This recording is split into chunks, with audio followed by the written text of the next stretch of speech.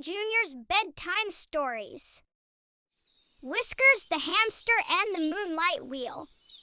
In a cozy corner under a big oak tree lived a tiny hamster named Whiskers. He had a very soft bed and a very important secret that only came out at night.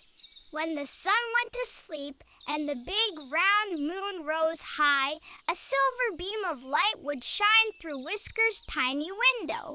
It touched his special wheel and made it shimmer. Whiskers climbed onto his wheel. Patter, patter, patter went his tiny paws. The faster he ran, the brighter the wheel began to hum with a magical sound. As the wheel spun, it didn't just make noise. It made magic. Long, shimmering threads of starlight began to drift out from the wheel and float into the night air. Whiskers looked out his window and saw Nix the owl perched on a high branch. Nix looked very tired, but her eyes were still wide open. Whiskers spun the wheel faster and faster. He sent a soft blue dream thread floating out the window. It wrapped around Nix like a warm, fuzzy blanket.